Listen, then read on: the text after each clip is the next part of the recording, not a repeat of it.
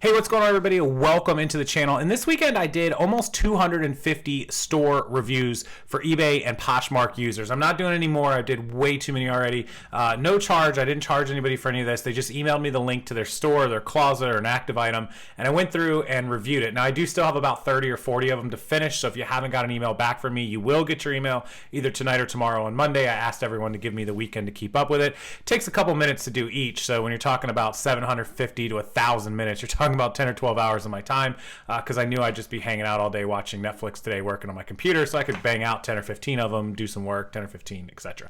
So what did I find? What did I find in these 250 stores and closets? What was the common denominator between the ones that were successful with a lot of sales and sold items and the ones that weren't so successful? Well, there were 5 things that I found over and over and over again at least 50, 60%, if not 70 or 80% of the stores that do well versus 70 or 80% of the stores that don't do well with these 5 things. So let's talk about number 1 through 5. We'll go over to my computer and I'll actually show it to you so you guys can understand what you can do to make the most of your store and closet and get the most sales, because it's already hard enough, right? During summer slowdown and during this bad economy, bad things going on platforms and all that, people not spending money. It's bad enough as it is. It's even worse if you're putting in bad habits into your selling routine. Let's get out of that. Let's fix it. Let's go look at these 5 things. And hopefully me going through all these stores will teach you what to do and not do. Okay, for example, this is just some of the store reviews that I still have to do. So that was in that box, and then there were plenty more in these boxes. And so just a lot of reviews that I did and still have to do. And a lot of the reviews, a lot of the sent mail, if we go to my sent mail, and I'm trying to kind of black out as much information as possible. You can look at some of these reviews that I've done, and it'll say things like, 249 items is a great start, but with clothing, this was an all clothing seller, could take 500, 750, 1,000. This particular person had some items that were top rated seller plus and some that weren't top rated seller plus. So I was wondering, was that on purpose? Was it on accident? Did they just forget to mark some items? Did they purposely not do some items? So whatever it may have been, whatever the reason is, it's something to go back and take a look at.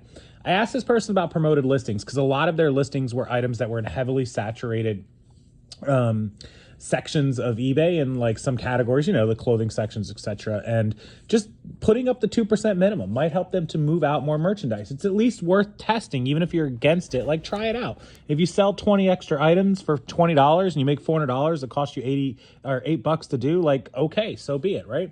The other one, they had measurements on some of their items, but not all their items. And I was wondering, like, why did you put measurements in some of them and not all of them? Again, something to go back. It could have been an honest mistake. Could have just been old listings. Who knows, right? Then they had some items with best offers, but they didn't have a lot of best offers. And with that, I was worried that they were also not making offers to watchers. So all of these sort of things that I saw over and over again, the top 5 items were people pricing items way too high, people selling low end Target, Walmart items that just don't have any business being up, people not trying to run sales or promoted or something. I'm not saying you have to run all of it, but some form of it, right? And then the 4th and 5th ones were really easy. And the 4th one, and I replied to a lot of people's reviews like this, their titles were just bad. They were 2 words, 3 words, 4 words. White, women's white mini skirt. What brand? What size? What's the descriptive words? Women's white jeans. Women's Levi's jeans. Okay, what size are they? 32, 28? Are they flare cut? Are they boot cut? What are they? Like, put as much in the title as possible. So that was really the number 4 reason. And then number 5 was just trying and expecting to have a lot of sales. This particular person has 249 items. That sounds like, oh, almost 250 items, but it amounts to nothing. Honestly, imagine if you walked into a thrift store and there were 250 items on the shelf, right? That's like what? Like 1 rack, 2 racks of clothes? It's nothing. People have to have stuff to shop through. You have to have inventory to bring in these numbers. These people that are doing 10, 15, 20, 30,000 a month on eBay, they don't have, if they're clothing sellers or they're accessory sellers or lower end, slow tail items, They don't have 100 or 200 items. They have 1,000. They have 2,000, 5,000 items. I know two girls that follow me closely, friends of mine, that both have 4,000 plus listings on eBay. And they do big numbers, not because they have 400. They have 4,000 listings. If you're part-time in your hobby, fine. But if you plan to be full-time, just keep these numbers in mind.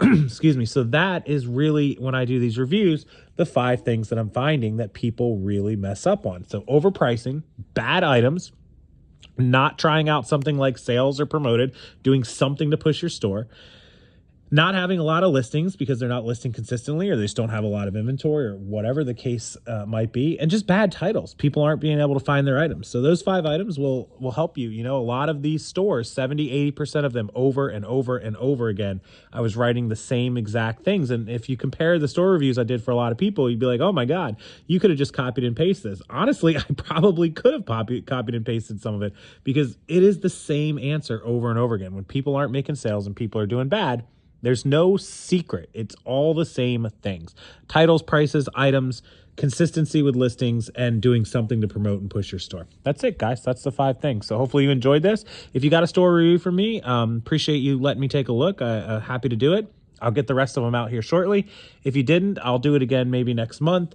You can always pay for it. I do free reviews, but if you want to pay me for one, I'll do it anytime. I'll put a link in the description box below where you can just click it, order it, and then send me the link to your store or your active item. With that said, I'll leave everybody to the rest of their weekend. Enjoy it. I thank you for watching. Hit that like button and subscribe, and I'll see everyone next time.